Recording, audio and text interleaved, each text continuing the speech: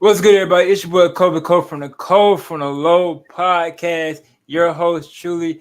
I got my boys Nard and my OG, Mr. 401 from 401 Sports. Well, fellas, how we doing today?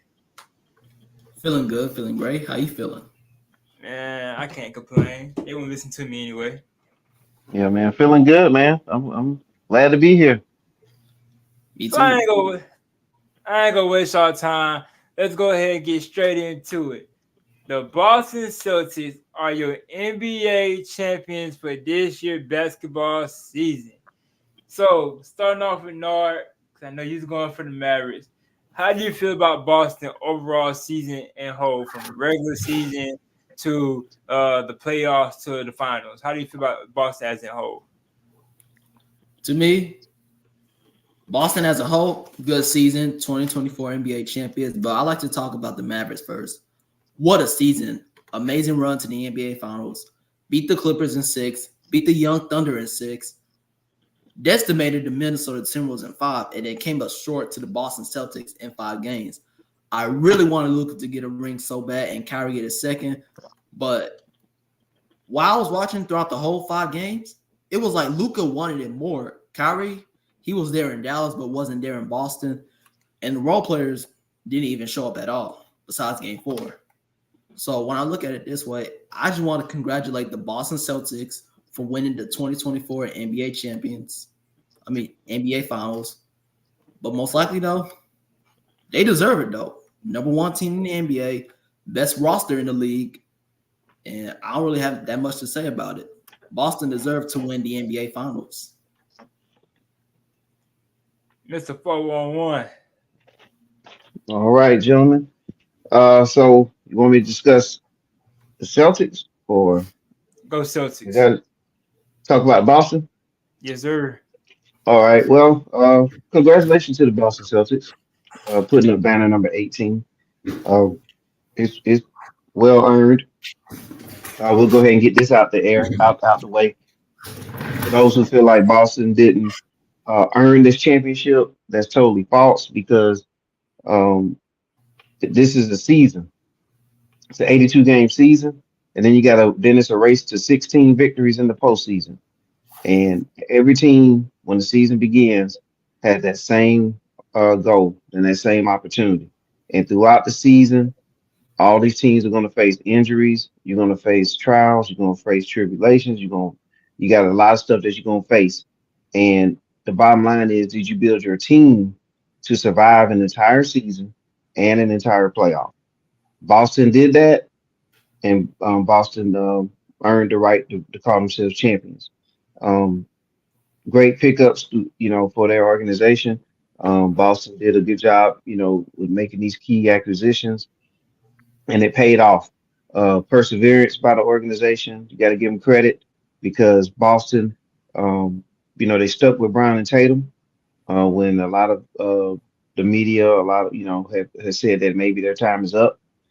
Um, but you got to give them credit for sticking with their core and bringing in the right pieces around them. They took advantage of opportunities. Porzingis was paid. I think what the Wizards actually paid part of his salary as far as getting him out of Washington to Boston. So it wasn't like Boston stole him. The Wizards was actually trying to move this man and gave up on him. And so that was a great addition for Boston. And then also the Drew Holiday, as we talked about before, and all these other pieces like Derek White. So they made the right decisions as an organization. Even changing coaches from 2022, you had Udoka as your coach, who actually did a good job. But then you come in with Missoula, and you move him into the head coach position, and it seems like it was a seamless transition for the Celtics. It seems like they're pressing all the right buttons. So congratulations to Boston, and we can get into some more detail as far as the actual series. But that's my salute to the Celtics and winning championship number 18. How you feel about the Mavericks season? Mavericks. I think the Mavericks had a excellent season. It's definitely they have nothing to hold their heads down about because I don't think experts had the Mavericks in the finals this season anyway. Dallas has been a perennial 4 seed, 5 seed, 6 seed, like the last X amount of seasons. They've been right in that type of matchup anyway. And so, with that said, for them to come out to make it to the finals, that's a great job by Dallas, and there's nothing to hold their heads down about. You make the finals doesn't mean you're gonna win it. You got to get back. And there's plenty of teams that have made it to the finals and had to come back and win a championship. So this should be a great starting point for Dallas to make those additional decisions like Boston has made over the last couple seasons. What kind of additions are they going to make? What kind of changes are they going to make? What kind of changes are their star players going to make for themselves? Those type of things, those questions will be answered in the offseason and next season. So for Dallas, tremendous season, and got to give them their due. They came out of the tough Western Conference. Luka Doncic, he solidified himself as a what I would say one of the elites in the league. He's definitely all NBA first team caliber. Pretty much from this point out, that's where he should be. And a great thing for them too, as I close out with Dallas, is that they held on with the Kyrie acquisition. Last season when they added Kyrie, they were solid in the playoffs. Number 6, number 5, 6 seed right in there. That All-Star break trade with Kyrie, and then all of a sudden the team just fell all the way out. I mean, not even into the play-in tournament. But for them to come back and make it to the finals, that tells you that they have something cooking in Dallas. They got young talent over there. Now it's just a matter of how they're going to fine-tune it. So we'll see what Dallas does next season. All right, so for me, starting off with Boston, great overall season for Boston. Like Mr. 41 said, they had a 60-plus win season for them, and they made great pickups. So I had Boston. I ain't gonna say I had Boston winning the championship since day one because I'm not a Boston fan. But when they made the move to get Kristaps Porzingis and to get Drew Holiday, I had them winning the Eastern Conference. And I didn't really see Giannis and them and the Bucks winning it because they had a lot of questions when it came to defense, their bench, injuries then came into play. So they just had too many questions for me to actually say, hey, they can beat the Boston Celtics. Also with the 76ers. Yes, you got Joel Embiid and Tyrese Maxey had a great breakout season, but still too many questions for me to say, hey, they can beat the Boston Celtics. The Boston Celtics had a great overall season in the East. Now, when you go to the West, we have to understand, like Mr. Foreman said, it's a 60-plus win season. I think we want to say 64 wins, 18 losses. So that split between the West and the East, and the regular season, they beat Dallas twice. So we have to understand, y'all can say anything I want about the cakewalk to the finals, or they didn't have to go as hard to get there. The other teams had injuries. Guess what? It's basketball. Injuries happen. Even in the regular season, they had a 60-plus win season. They showed y'all the best team in the NBA. When y'all get to Dallas, y'all can say Dallas was this, Dallas was that. But for the most part, Dallas was healthy. And not even that, y'all want to talk about how a lot of the players was injured. Tyrese Halliburton, Donovan Mitchell, Jimmy Butler. Guess what? Luka played, Kyrie played. Your main two superstars for the Timberwolves played.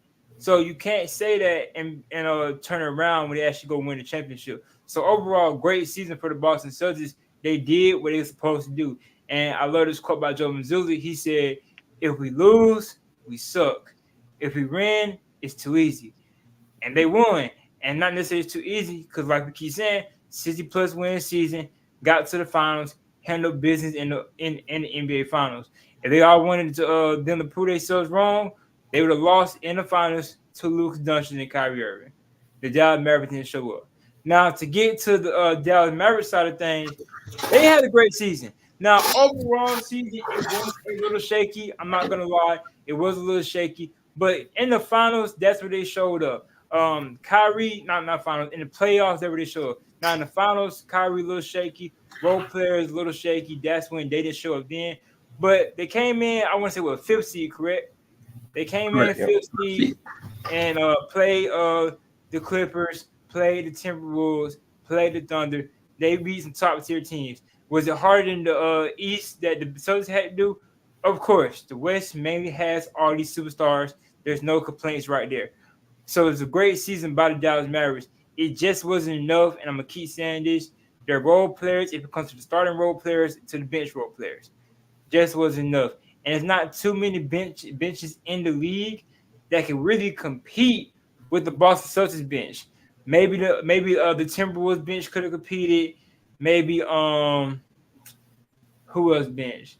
Maybe Denver bench could have competed with the Celtics. But it's not too many benches in the league that can compete with the Boston Celtics. But for both teams, overall great season. We got to give credit where credit is due with the Boston Celtics. So getting to the actual finals and getting into Game 5, what was y'all takeaways from Game 5, which was the last game of the series? What were some of y'all biggest takeaways, or what were some key moments in the game that y'all knew? Oh, yeah, this game is over. Boston's the champions. Mr. 401. I can't hear you. We can't hear you. You muted. You muted. And we go back to the previous episode on Kof and the Low. Make sure you check it out. You remember at the end I was stating that keep an eye on the 3-point attempts, and if Boston attempts more threes than Dallas, they're going to win. And Boston attempted more threes than Dallas. And the reason why I was saying that is because if they're attempting those threes, that means they're getting the shots that they want. They're actually getting the ball movement that they want, and they're just going to chuck up enough of them to get to get the points they need. And it's more about setting the tempo. And so for Boston, that's one of the things that I noticed is that they were putting up a lot of threes in that game, so they were feeling good. They, if you look at which team took and made the most threes in the playoffs, it was Boston. So they mission accomplished. That's what they're about. So they're doing what they do. They had proper spacing out there on the floor. They had the proper spacing. They were moving Drew Holiday into the dunker spot, in and out of that spot. They actually were getting the looks that they wanted. They also had a couple counters in there where they would make sure that they was getting Luka involved with some of this screen and roll action, but they also found a way to get Lively out the way, because in Game 4, Lively was a menace. So they figured out how to get him out the way by sometimes they would act like they're going to set a screen, but then they don't set it, and then that screener just pops out to the 3.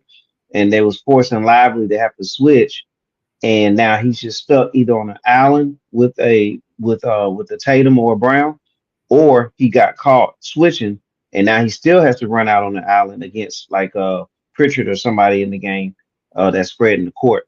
And if that happened, then that opened up the lane again, and now Tatum and Brown got a highway to the basket. So got to give Boston their credit with their strategy, and that was some of the things that really paid off for them. And also they was able to continue to not have to switch. I mean, not get caught in the pick and roll with Luka. They pretty much were able to switch players, and if Luka ever gave the ball up, Jaylen Brown stayed with him and face guarded him to make sure he didn't get it back. And they just dared the other players to make shots, and they played the percentages. So you got to give Boston their due on that. So they did everything they needed to do in Game 5 to win that series. And you can see Dallas was a little bit defeated by somewhere around in that third quarter. You could tell like they know it's over, but we're just gonna play it out. How you feeling, Art? Well, to me, when I watched Game 5, I'll be real with you. When Peyton Pritchard hit that half-court shot, the game was over by then. The game was over. That game was over. Yeah. That was his first shot of the game, too. The game was over. Yeah. But oh, I'm sorry, Nard, but when you mentioned that, I think he was 0 for 12 on all his other shots. The only 2 shots he made were the half-court shots in this series. Yeah, he was put in the game for that. They said it. They said that he was put in the game specifically to take the half-court shot. And when they got the rebound, they didn't look at Tatum. They didn't look at Jaylen Brown. Pritchard called for the ball. He passed it straight to Pritchard. Yeah, The bench already knew he made it. The bench was already jumping in the air. yeah. So yeah, so I didn't mean to interrupt you. Nard. You can go ahead. My bad. And when he shot that ball, I knew it was going in. I just knew it was going in. But when I watched Game 5, Luka Doncic did not have a good first half. He had 9 points in the first half. Finished the game with 28. In the second half, he was in the threes, driving to the basket, get it and once. I was like, where is this from the first half? And once again, the whole final showed that Luka Doncic really wanted to win it so bad. Kyrie was a part-time player in the finals. The role players, I didn't even know where they was, but they disappeared. And Luka was very frustrated in the first half, and Kyrie was frustrated throughout the whole game. The Boston Celtics played like they was going to close it out at home. Jason Tatum, Jaylen Brown, good game. Porzingis had a good game. Derek White had a good game. Drew Holiday, good game. And shout out to the Boston Celtics for what they did in Game 5. It was pure domination. Yeah, it was a great game, Game 5. But yeah, Michael said we kind of knew what Boston wanted to do. Boston wanted to go back to Boston and win it in Boston. They didn't want to win in Dallas. The blowout was a little sketchy, a little scary in Game 4 because now why you let them blow you out like that? But in my opinion, I didn't really believe the whole let's just lose this game and go back to Boston with it and win in Boston. But once I seen that the starters got pulled out of the third quarter in Game 4, all right, they want to win in Boston because even in the regular season, you don't pull your stars out in the third quarter. You pull your stars out in the third quarter, you want to win in Boston. And they showed they wanted to win in Boston. They was rebounding, playing defense, scoring, Peyton Pritchard hitting half-court shots. The crowd was never not into it. It was into it, and they got quiet. They were right back getting loud. So it was a great Game 5 finals. I agree with Nard. Kyrie, he didn't – I'm not going to say he was a part-time player, but when you been the second option, you got to score. And your team is not surrounded like the Boston Celtics where you just can't score. So I hate using the word part-time player because it's not like I'm trying to go out there, miss every single shot or, play bad defense or not bad defense, play bad offense. But at the same time, it also comes to matchups. They had great matchups when it came to Kyrie. You put Drew Holiday on Kyrie, you frustrated Drew Holiday. Drew Holiday frustrated him. And like I was saying, it's Kyrie. He's a wizard, probably one of the best ball handlers in NBA history. But if Drew Holiday can sit here and mess with Damian Lillard, by all means, you can mess with Kyrie Irving. And I'm a Kyrie Irving fan. But if you can mess with Damian Lillard, the same guy that was taking Portland when Portland had Nathaniel, had nothing to the NBA playoffs, you can frustrate Kyrie Irving. That's just clean as day. And that's no hate towards Kyrie. Like I said, my favorite point guard. But if you can frustrate Damian Lillard, you can frustrate almost any point guard in the NBA. And that's what just happened in Game 5 and the rest of the games. And it just kept being in that way, in that order. And that's what led them to victory. Jason Tatum had him a great night. I said that. I said any big game, Jason Tatum get close to dropping almost 40 to 50 points. He had 30 plus. Now, does the NBA Finals NBA Finals MVP got something to do with that? Maybe. But in big games like this, in past history, Game 7, 76ers, multiple games, he had big games with big points. And it showed. Any other thoughts on that? Well, yeah, I want to say that, I personally believe that Luka and Kyrie, they did what they could. But we get, I'm going to give Boston credit on why Kyrie looked like not as impressive as he did against Minnesota. Their defense as a team is much better than Minnesota's defense. It's much better than OKC's defense. It's much better than the Clippers.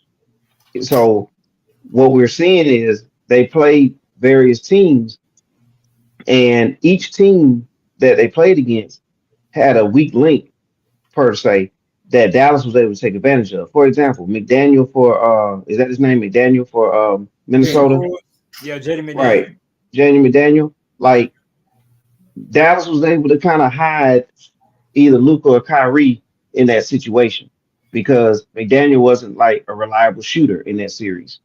Then you have like with the Clippers, Russell Westbrook, not a reliable shooter.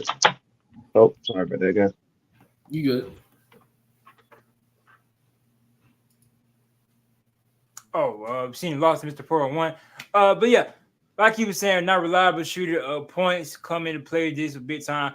I'm not saying points don't come into play, but you have off nights, and you can't have off nights in series. But when it comes into that, it gets hard, it gets tough, and like now you got to pitch in other ways. Assists, Kyrie did have some assist games. Defense, Kyrie has always been the best defensive player, but he pitched in where he can. And when it comes rebounds, and there's multiple players that does that in certain ways. Like on Jason Tatum, he didn't really have all his points or score as big as he really wanted to, but he put in with rebounds and assists. Mr. 401, you can continue your thought. Oh yeah, okay, my bad. I'm back now, guys. So what I was saying was there's each team that they played leading up to Boston, there was a way to hide either Luca on the defensive part of the game, and when it came down to playing Boston, he couldn't hide. There was nowhere to hide. There was no weak link on Boston's offense. So every player that was on the court from Boston could score. They could either drive on their own and score, or they can shoot it. So there was no weak link. And I think that was the strategy that ultimately doomed Dallas was because Luca now has to expend that energy that he has on the defensive end as well, as opposed to using more majority of his energy on offense. Now he's got to do that on both ends at a high level, and that wasn't what he was used to doing. That's not what Dallas was used to taking advantage of. So I think more so Boston was just a better equipped team to take out Dallas. And then you can also put, as Drew Holiday, as you all mentioned, you can put him on Luca, you can put him on Kyrie, and he's not going to stop neither one of them, but he can frustrate them enough, and he can force them to take contested shots and not necessarily get all the shots that they usually get or the ones that they're used to getting. So that kind of decreases their scoring. And Dallas all season pretty much only had two main scorers. So Boston goes in knowing that. You know what I'm saying? They got five scorers to two on the floor. It just adds up that way. So Boston kind of made Dallas look the way they did. And that's why Dallas in the offseason need to make a couple more adjustments. So, in case they make it back. And I love that you said that thought because, like you said, Boston was better equipped for Dallas, and that's the reason why I like Boston when it came down to NBA Finals. I like NBA Finals, NBA playoffs. I like Boston against any team out the West, and that's for that reason. They're better equipped for any team in the West, even though the West might have some better duos. When it comes to bench role players, no one's beating Dallas. Your closest person that I might give it to right now would probably be the Denver Nuggets. You got to worry about Jamal Murray. You got to worry about Nikola Jokic. You got to worry about Aaron Gordon getting hot. You got to worry about Michael Porter Jr. getting hot. Now, when that bench come in play, now you might have somebody you can mess with. But them starters versus starters, it becomes a little more difficult, becomes a little more tricky. But they're better equipped for almost any team in the West because of their bench and because of their starters. Like I said, it's not the best duos. We start looking at duos, you might well say it's a 2v2 at that point. And that's not what basketball is. Basketball is a 5v5. We're not playing pickup. So you right about that, Mr. 401. All You right, got any appreciate thoughts, it. Bernard? What you said? I said, got any thoughts? No, sir. All right, let's get into my favorite topic of the day, Finals MVP. And I kick this one off. I am not mad at Jaylen Brown winning the finals. Let me go ahead and say this now. I am not mad at Jaylen Brown winning the NBA Finals MVP. 1 second. I ain't mad either. But Jason Tatum led in rebounds. He led in points. And he led in assists. Mm-hmm. Mind you, I say that it's not all about stats, it's about impact, consistency, And yes, I agree. But let's break this down even further. He led in points. For one, we was getting on him because he didn't score points as much points as we didn't want him to. Now he sat there and led in points. He led in rebounds when you got multiple other bigs and players that can rebound. And he led in assists. Assists. If anybody's going to lead in assists on the Boston Celtics, it would have been Drew Holiday. Jason Tatum led in assists, averaging near triple doubles. So I don't care about the stat pattern. I don't care what you have to say. My opinion, Jaylen Brown, not Jaylen Brown, Jason Tatum should have won MVP, Finals MVP. Now, I'm not mad at Jaylen Brown. He's a close second. He's a great option to go Finals MVP. If he wasn't meant Tatum, yes, it's Jaylen Brown. But I think the media and them voters knew what was going on. Because how do you lead in every single stat and don't win? And also, he's getting double teamed. He's drawing 2 or 3 defenders. He's working extra hard with assists, rebounds, and points. I can't make every shot. You want me to drop 30 a night? I don't have to drop 30 a night. I have 4 to 5 other guys that can drop 30 a night. Drew Holiday. Derek White didn't drop a lot of points, but guess what? He could have because he did in the regular season. Kristaps Porzingis got close to it. Jaylen Brown know what he's doing. I don't have to drop 30 points. I'm not Luka Doncic because I don't have to do that. Luka Doncic have to drop 30 points, and he always got the ball in his hands. So, yes, I have to share the ball. I might be the face of that franchise, but I do have to share the ball. So, once again, I'm not mad at Jaylen Brown winning MVP, but we are looking at it.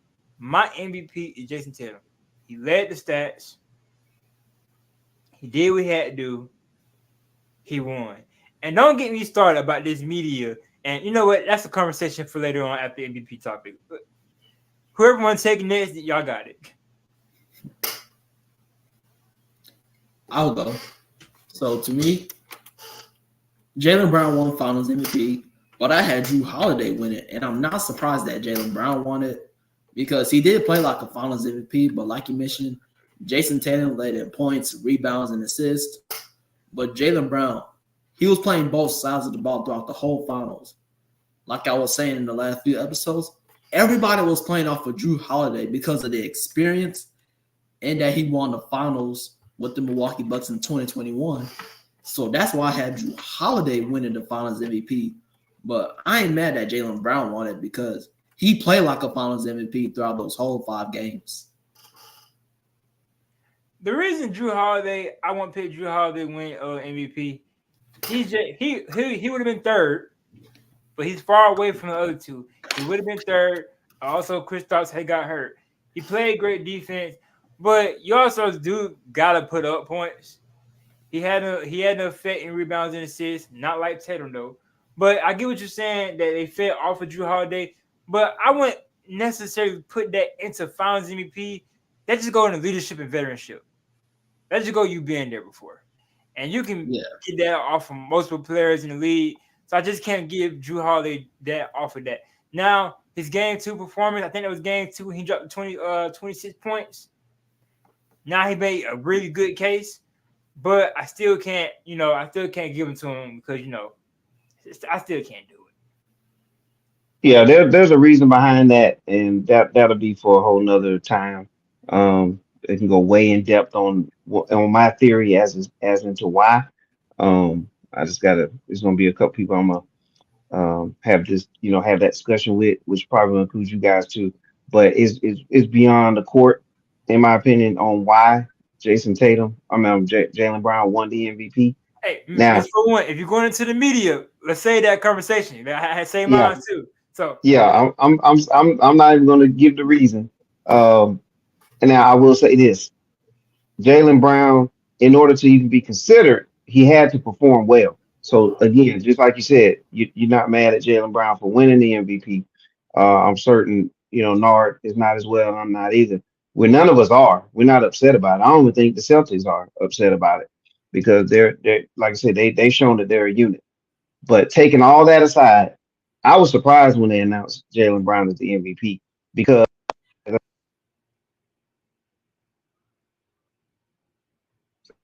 We I lost stated you. We earlier lost you. in one of There you these go. episodes. Okay, am I back now? Yo, we can Am hear I you. back now?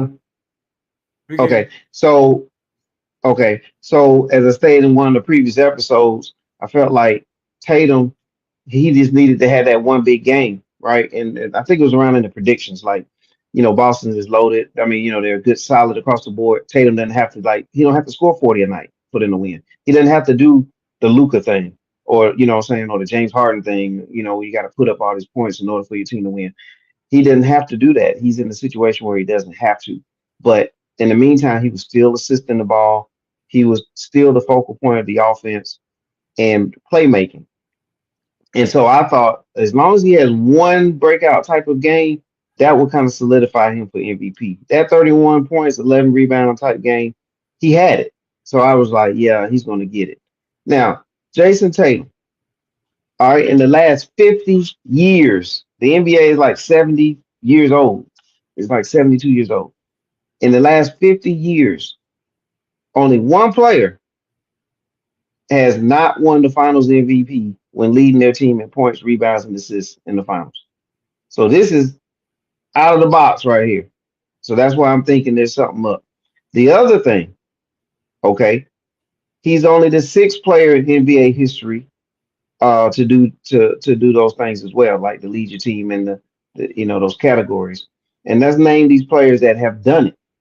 Okay, the LeBron James. Joker, the Joker in 2023. All right, LeBron James in 2012, 2013, and 2016. Larry Bird Are you missing a in year there? 19. LeBron got 4 years now. Hold on. Well, there's three in there where he led those particular categories, and We're and gonna got double and check got that. We're gonna double check that. You love yeah. leaving LeBron stats off. Oh, okay. Well, I'm trying my best not to leave everything off on LeBron, but like he did have those three fantastic, Finals MVPs. I'm talking about win the Finals MVP and lead in these particular categories. So he did that, right? Then you had Larry Bird, 1984 and 1986. He did it. And then you also have Tim Duncan, 2003. And then Akeem Olajuwon, who's one of the greatest basketball players to ever play this game, 1994. He did it. So with all that said, Jason Tatum should have been the MVP. I mean, I don't see any reason why he shouldn't have had this MVP award. Now, did Jaylen Brown play an integral part when it comes to defense? Yes, he did. He did not let up on Doncic. So if that's why he got it, I'm still kind of like, I don't know, because Tatum didn't play bad. You know what I'm saying? But for Tatum to do these things, to accomplish these things, and for it to be so unique of the situation that he was in. Again, on one of only six, and we named the other five. The only player in 50 years. Like, come on now, that Jason Tatum should have been the MVP. Now I commend Tatum, and I commend the Celtic team, the organization. I commend Jaylen Brown for what he said when he won the award and all that good stuff. So this is no knock for them, and like I say, I'm certain they don't care about it, and it is about the team. But as you said, we brought up this topic about MVP. I mean, when you lay that all out there, plus the things that you all mentioned, I mean, Tatum's the MVP. And that's it. Oh, I think we lost our guy. Oh, But no, you know what I'm saying? So those are the things that that I was looking at, man. Like it is all the signs pointed to Tatum winning the MVP, in my opinion. yeah. And it's crazy because everybody was saying that Tatum should have won it. But really, Jaylen Brown was dropping 30 balls every game. Tatum didn't really score that much. But I agree with what you're saying because Tatum, to me, should have won Finals MVP, but I had Drew Holiday. So, And Drew Holiday again, that's he was an integral part in the playoff in the finals. Like his defense, his timely rebounding, his scoring, when they needed it, he was there for them. He was the linchpin, in my opinion, for that team. And that's the beauty of Boston, right? There's multiple players. We just named three players that could have that possibly could have been the MVP. And so for them, that's a good thing. yeah. Yep. And to me, what you Yeah. about to say?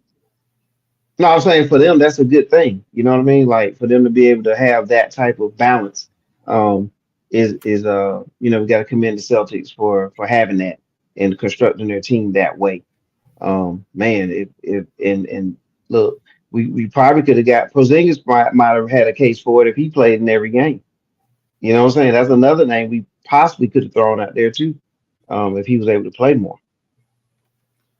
Yeah. Yep. Wonder where Cole had to. Maybe he There had he is. something. All right, All right, guys. Cole. All right, technical difficulties. Had some Wi-Fi Same with problems. me. That's why I got kicked out earlier. Hey man, I think we all persevering. So, Mr. 41, did you finish your thought with the